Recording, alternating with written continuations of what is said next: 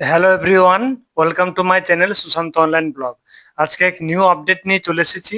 তো এই মুহূর্তে কিন্তু ভোটারের যে এসআইআর এর যে ফর্ম ফিল আপ হচ্ছে সেটা অফলাইনেও আপনারা করতে পারবেন এবং অনলাইনেও করতে পারবেন। তো অনলাইনে করতে গেলে কি প্রসেস আছে অল টোটাল কিন্তু আমি এই ভিডিওর মাধ্যমে ডিসকাস করছি।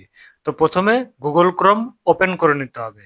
ওপেন করার পর এখানে লিখতে হবে voters.eci.gov.in। দেখবেন এরকম একটা পেজ চলে এসছে। তারপরে দেখবেন এখানে ডান দিকে লেখা আছে সার্ভিসেস বলে একটা অপশন চলে এসছে।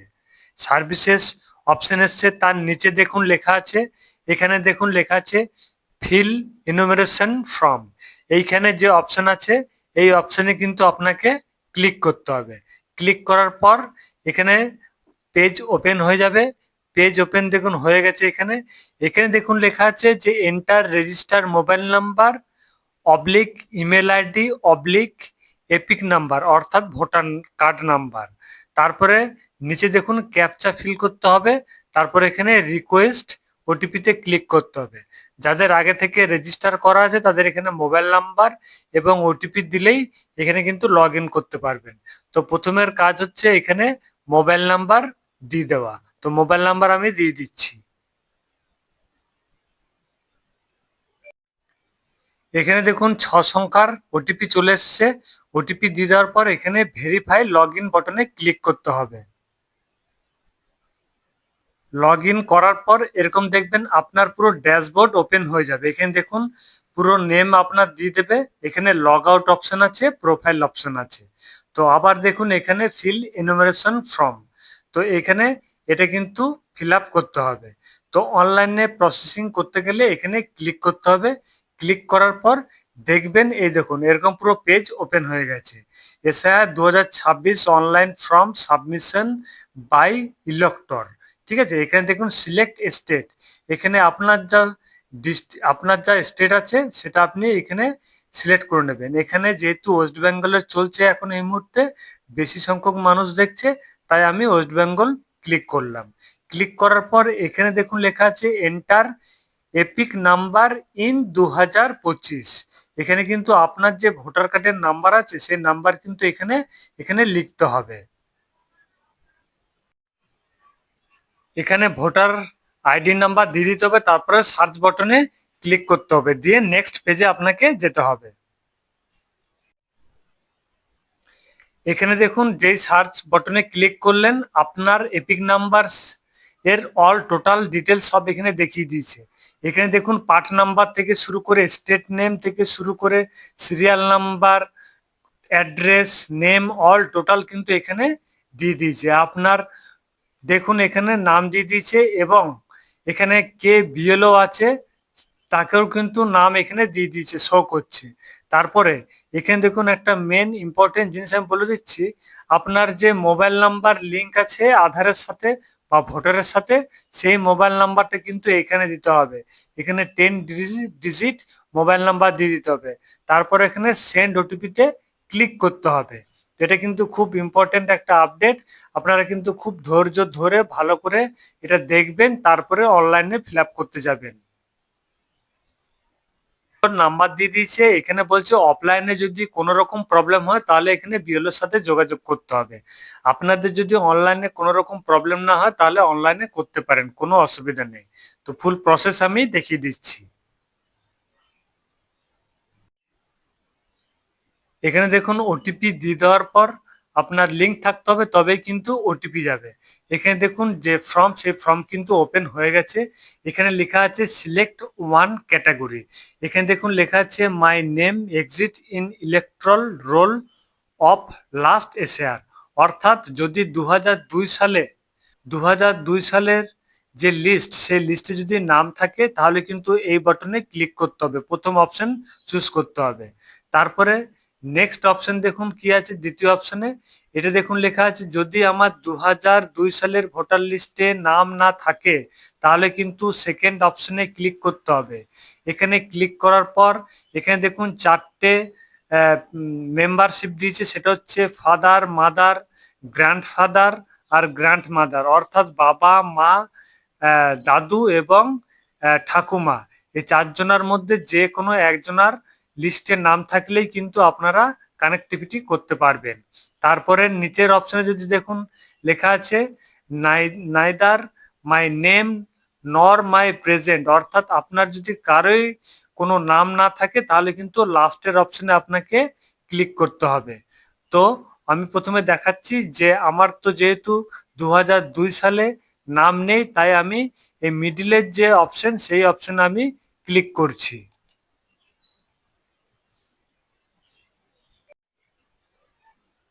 তো আমি আরেকবার পুনরায় বলে দিচ্ছি, সিলেক্ট ওয়ান ক্যাটাগরি।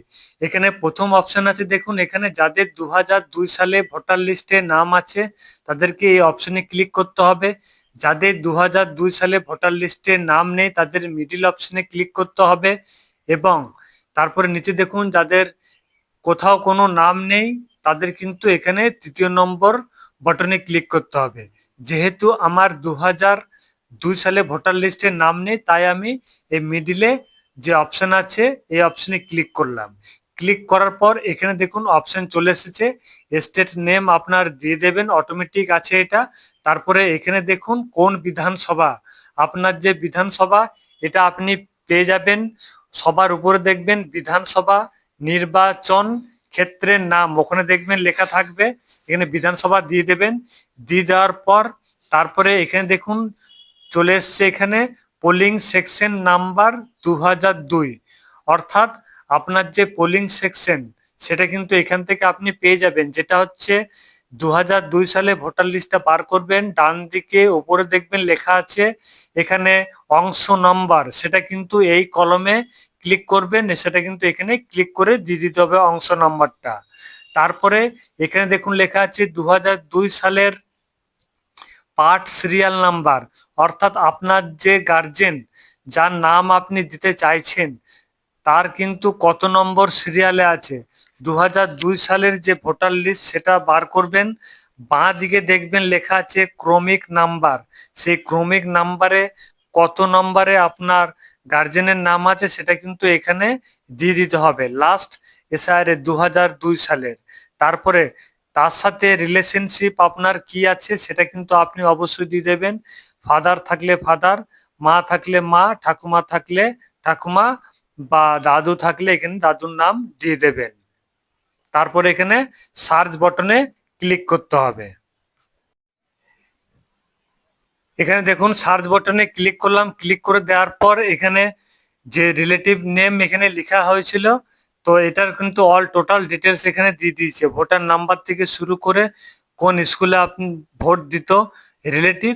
তারপরে এখানে দেখুন টিক বক্স আছে, এখানে my relative name exist electoral roll of West Bengal 2002, এখানে দেখুন লেখা আছে as per the above details. এখানে কন্টিনিউ বাটন আছে, কন্টিনিউ বাটনে ক্লিক করতে হবে। এখানে টিক বক্সে ক্লিক করার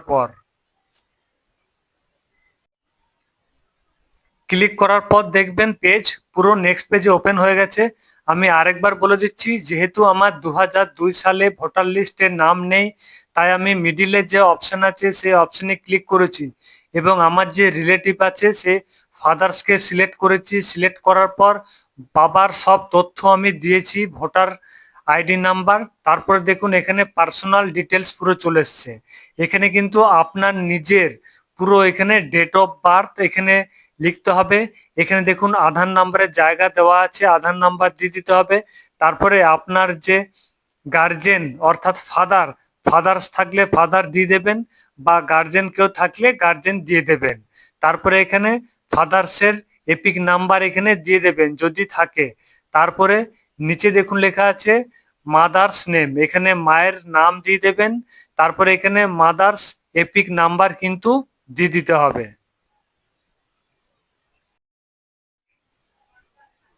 এরপরে দেখুন অপশন, এখানে মায়ের নাম দিয়ে দেওয়া হলো, মায়ের এপিক নাম্বার দিয়ে দেওয়া হলো যদি অ্যাভেলেবেল থাকে। তারপরে এখানে দেখুন লেখা আছে স্পাউস নেম, অর্থাৎ আমি ফিল আপ করছি আমার যদি বিয়ে হয়ে থাকে তাহলে এখানে আমার ওয়াইফের নাম এখানে বসাতে হবে, এবং ওয়াইফের যদি এখানে ভোটার আইডি নাম্বার থাকে তাহলে কিন্তু ভোটার আইডি নাম্বার দিয়ে দিতে হবে। তারপরে এখানে দেখুন লেখা আছে যে প্লেস অফ সাবমিশন অপশনাল, যদি এটা হচ্ছে অপশনাল হিসাবে আছে, এটা আপনি ফিল আপ করতেও পারেন আবার নাও করতে পারেন। তারপরে ডান দিকে দেখুন চলে এসছে আপলোড ফটো, এখানে দেখুন লেখা আছে জেপিইজি ফরম্যাটে, এটা কিন্তু ফটো দিতে হবে 2 MB মধ্যে, কিন্তু ফটো এখানে সাইজ দিতে হবে, ঠিক আছে। এখানে দেখুন ডান দিকের দিকে একটু তাকান, ডান দিকের কলমটাতে এখানে আমার ফাদার্সের যা ডিটেলস আছে অল টোটাল কিন্তু এখানে ডিটেলস সব চলে এসছে, এটা তখনই অটোমেটিক চলে এসেছে। এবং যদি এডিট করার কিছু থাকে তাহলে কিন্তু এখান থেকে আপনারা এডিট করতে পারবেন। তারপরে নিচে দেখুন অপশন চলে এসছে এখানে প্রিভিউ, এই প্রিভিউ বটনে আপনারা ক্লিক করে অল টোটাল কিন্তু সব দেখে নিতে পারবেন যে সমস্ত কিছু তথ্য সব ঠিকঠাক হয়েছে কিনা। তারপর সব ঠিক থাকলে তারপরে দেখুন এখানে সাবমিট বটন আছে, সাবমিট বটনে ক্লিক করলেই পুরো রেজিস্টার হয়ে যাবে এবং রেজিস্ট্রেশন হয়ে যাবে, সাকসেসফুল হয়ে যাবে। এভাবে আপনারা যে এসআইআর এর যে ফর্ম ফিল আপ হচ্ছে অনলাইনে, সেই ফর্ম ফিল আপ কিন্তু অনলাইনে করতে পারবেন। যদি কোনো রকম অসুবিধা হয়, যে কমেন্ট বক্স আছে কমেন্ট বক্সে ড্রপ করতে পারেন, বা আপনারা যে বিএলও আছে সেই বিএলওর সাথে কন্ট্যাক্ট করে ভালো করে যোগাযোগ করে সবকিছু জেনে তারপর কিন্তু করতে যাবেন, তা নাহলে অসুবিধা হতে পারে বা প্রবলেম হতে পারে। তো এরকম ছোট ছোট আপডেট পেতে গেলে আমার চ্যানেলটিকে অতি অবশ্যই লাইক এবং শেয়ার করবেন, ভালো লাগলে সাবস্ক্রাইব করবেন। থ্যাংক ইউ, ভালো থাকবেন, জয় হিন্দ।